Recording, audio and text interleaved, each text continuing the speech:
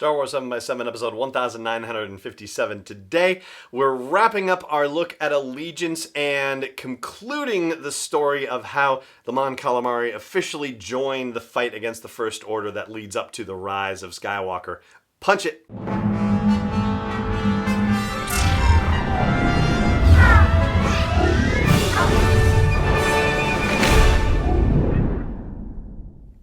Hey Rebel Rouser, I'm Alan Voivod and this is Star Wars 7x7. Thank you so much for joining me for this episode. So once again, this is a full spoiler podcast, and so if you have not read Allegiance and don't want the event spoiled for you, then by all means save this episode for a later date. But if you're okay with me getting into the details that wrap up this element in the journey to the Rise of Skywalker, then by all means stick with me and we'll have some fun with it. And as always, thank you again to Tim McMahon, formerly of the Less Than 12 Parsecs podcast and the Expanded Fandomverse podcast, for helping to make these comic book episodes available for you. And I'm going to start backwards a little bit and let you know that there is an epilogue that is labeled as to be continued in the Rise of Skywalker, and that in itself is kind of fascinating. It does make you wonder exactly how directly it's going to be continued and tied and what it might mean for the events of the Rise of Skywalker. We'll get to that later on, but for now, you need to know that our heroes survived the bombing on the shuttle platform because Rey was able to, in a moment of panic and crisis, summon the Force and use a number of the shipping crates that were nearby to create a shield to protect all of our heroes from the explosion. And that's one of those things where, like, you know, when you think about how people react in extreme situations, and we talked about this. In fact, I had a conversation about this with Pamela Johnson, the physics professor from Georgetown University, in a similar vein, like the notion of, well, you know, if people can do extraordinary things in extraordinary situations, then certainly Force users must be able to also do the same, even if they are not necessarily fully trained at this point. And so that seems to be the case with what happens with Rey. So they managed to spot the Quarren who tried to sabotage them and is running away, and Leia sends Rey and Rose off to capture the Quarren. Rose is able to borrow a speeder from a not entirely willing Mon Calamari and ends up cutting off the Quarren, pinning this rapscallion character so that way both Rey and Rose can capture and bring this Quarren to the Court of Justice, where they get to reveal that this is somebody who was working with Chad Call G, and the Department of Corrections, by the way, dropped me a line to say it's not Chakdal, as I had said in the previous episode. It's Chad Call. Got my K and D mixed up. Chad Call G, who was working with the First Order to try to curry favor with them. Oh, what a shock, and how terrible this is.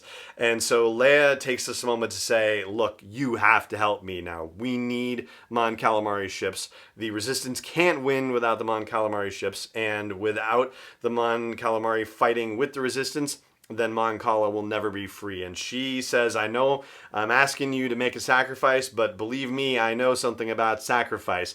And there are shots of her remembering the loss of Han Solo to Kylo Ren and the loss of Alderaan in the Death Star destruction and stuff like that. And ultimately, you know, it's enough to convince the Mon Calamari to say, yep, you got him. And for the Quarren Nasser Reed to say, I am going to make up for the sins of my soldiers. And so he pulls a Poe Dameron and flies out to meet the fleet of Star Destroyers that arrives at Mon Cala and distracts them. But Hux has already been through this one before and says, that was a distraction, scan the area. And of course, a bunch of capital ships and Star Fortress bombers are escaping from the other side of the planet. This is something that I've always wondered about. Like, when the Star Destroyers show up, why don't people try to escape out the other side of the planet? And that's exactly what they tried to do in this case. It wasn't entirely successful.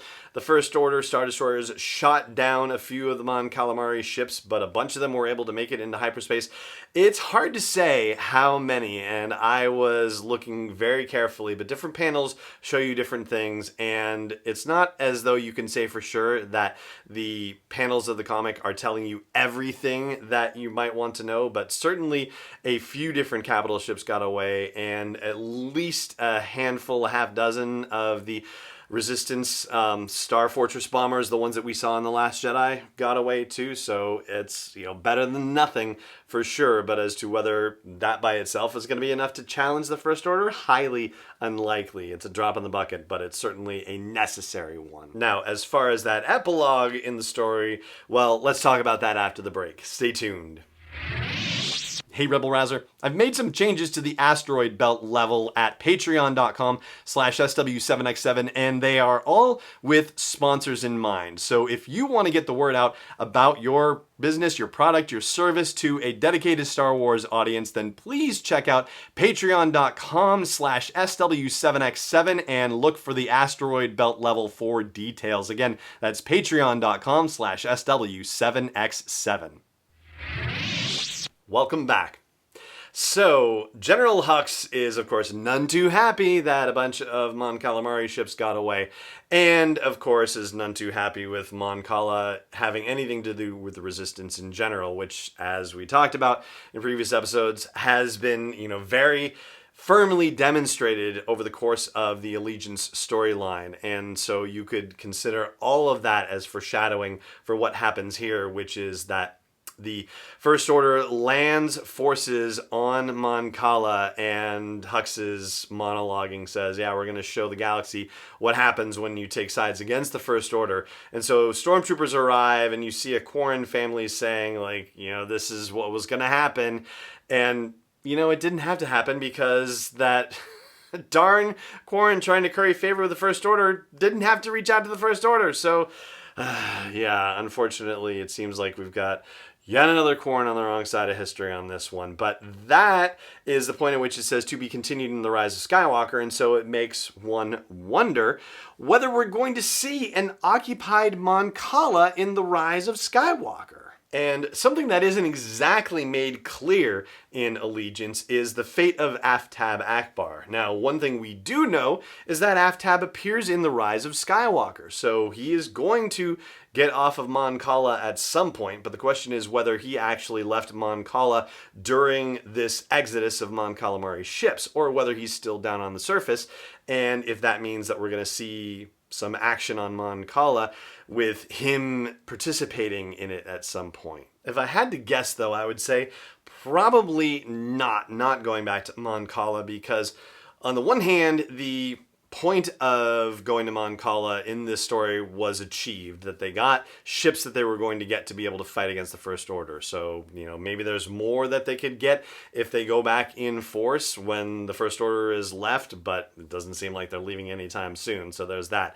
But the other thing is that in thinking about Star Wars movies and about the planet hopping that happens in them, well, for Revenge of the Sith and Return of the Jedi, the planet hopping was comparatively minimal, and I know that you could make a case for it being really crazy with the Order 66 montage, but, I don't think we can count that officially in that regard. I don't think it's really fair to do that. So we already know of 4 different planets and or moons that are appearing in the Rise of Skywalker, and that seems like a good chunk of planet hopping already, from the moon of Kefbir, where the wreckage of the Death Star is, to Pasana, and who knows what's happening there except for running into the First Order, and the planet Kijimi, where we're going to meet Zori Bliss. And then, of course, whatever jungle planet we're seeing, which, certainly could be Yavin 4. Hard to say for sure. But anyway, we're already planet hopping pretty well in the Rise of Skywalker. So I would kind of be surprised based on those 2 particular things.